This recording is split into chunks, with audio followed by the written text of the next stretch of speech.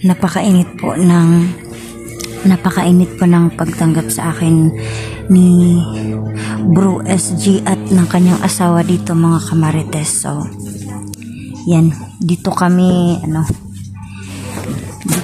maghihintay sa pagbaba ni Kuya Bad's Adventure. So ayun, sinabi sa akin ng asawa ni SG na bababa na daw sila, kaya sabi ng asawa niya, dumito ka na lang muna. Kaya dito po tayo nagstay sa kaninong kwarto ito.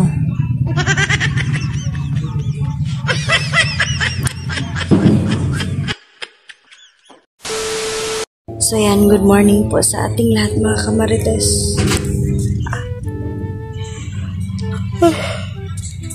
Kakagising ko lang po. Yan, good morning po sa ating lahat. Ang oras na po ay alas 8. Alas 8 na ng umaga.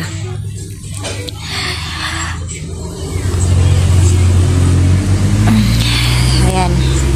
Andito ako sa bahay ni na SG. Dito muna ako sa kwarto habang hinihintay ko ang pagdating ni Kuya Bad's, mga kamarites. Kasi nga daw, pababa na daw sila. So, habang wala pa sila, nandito muna ako sa kwarto.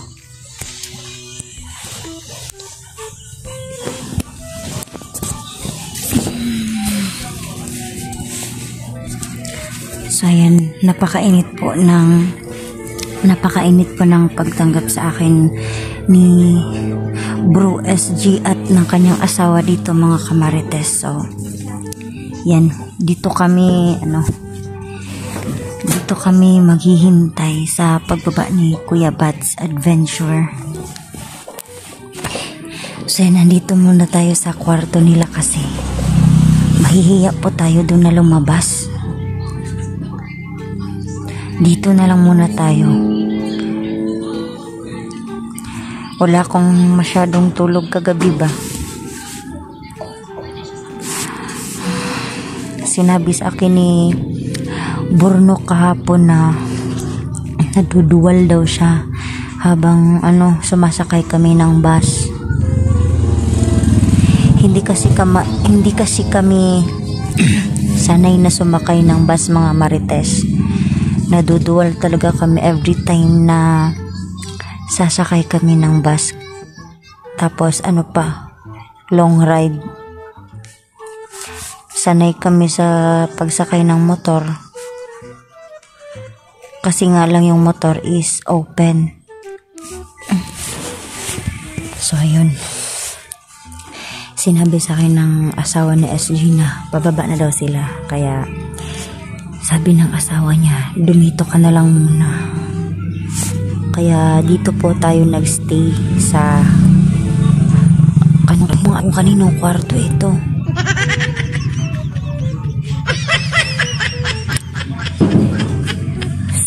Ayan. Nahiya naman akong lumabas.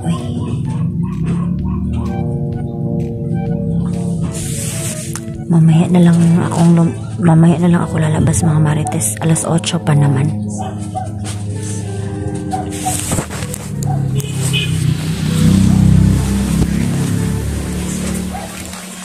Yan. Ito lang yung gamit ko. Ito lang yung dala ko. Ito lang yung dala ko na gamit kasi para konti lang yung dala ko.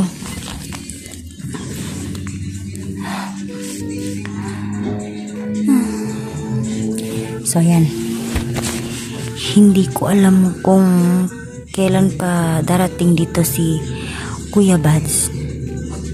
Siguro magla-live ba sila or basta hindi ko alam. Basta yung alam ko lang is dito lang ako maghintay sa kanya. Kasi nga napakadelikado ng lugar.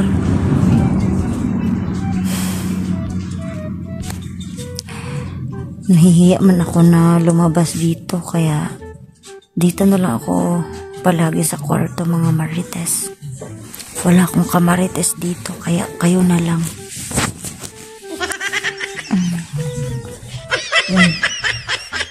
Samahan niyo ko dito para hindi tayo ma-bored.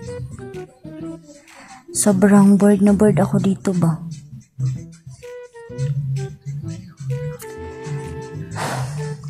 So ayan, nagpapasalamat po ulit ako sa mga tao na tumulong po sa akin sa pagdarasal na sana ay makauwi na si Kuya Bads. Thank you so much po sa inyong tulong at sa inyong dasal. Pagkadating namin kahapon sa terminal mga kamarites, pinakain ko si Burnok. Doon kami nag-lunch sa may terminal. Tapos, maraming salamat nga pala sa iyo, kuya. Anong pangalan nun? Thank you so much po sa iyo, Kuya Ronaldo, sa paghatid sa amin dito sa bahay ni SG. Yan, thank you so much po ulit. Kasi nga po, pagkadating namin doon sa terminal, hindi po namin alam yung bahay nila. Hindi po namin alam kung anong lugar or yung complete address dito ba. So yun, sinabihan ko lang yung driver na, kuya, pwede mo ba kaming ihatid sa bahay ni SG01. So yun, sikat na sikat yung SG01 dito, kaya ayun, nahatid kami. Tapos pagdating namin dito ni Burnok, sobrang nahihiya kami kasi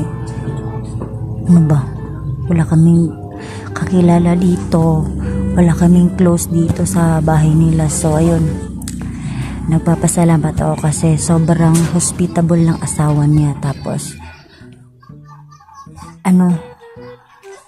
sobrang maalaga po sa amin.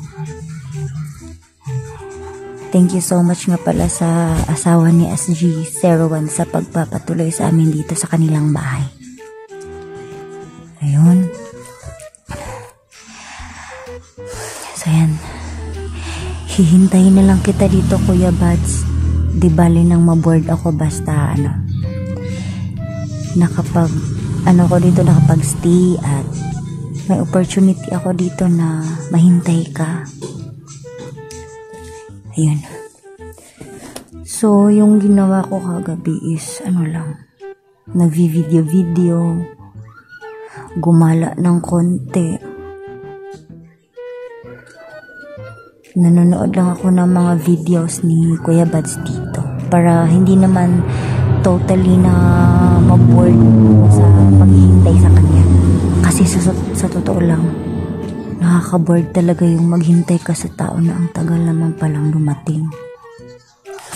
Nakakalangkot, pero kailang yan. Basta importante na may hinihintay po ako dito. So yan. Si Borno kanina, sabay kaming kumain kanina. Tapos yung ulam namin dito ay isda, gulay. Yun. Si Burnok, hindi nyo ba alam na sobrang mahihain pala yan si Burnok? Sabi niya, ate, ayoko munang kumain. Mamaya na lang ako kumain kapag tapos na sila. Tapos sinabi ko na hindi. Dapat sabay-sabay tayong kumain sa kanila kasi masama na pinaghihintay yung grasya. Yun daw yun. So yun, sabay-sabay kaming kumain kanina kahit na sobrang nakakahiya talaga sa pamilya nila dito. Kaya yan, thank you so much po talaga sa pagtanggap sa amin dito kahit na sobrang nahihiya talaga kami. Ang bait nila dito. So ayun, update tayo mamaya mga kamarites kung ano na yung ginagawa namin dito or ano na yung ginagawa ko dito. Basta sa ngayon lang po is yung update ko lang po sa video na ito is hinihintay ko ang pagdating ni Kuya Bads. So yan mga kamarites, hanggang dito na lang muna tayo at magpapahinga na lang muna ako kasi pagod ako sa gala ko kanina.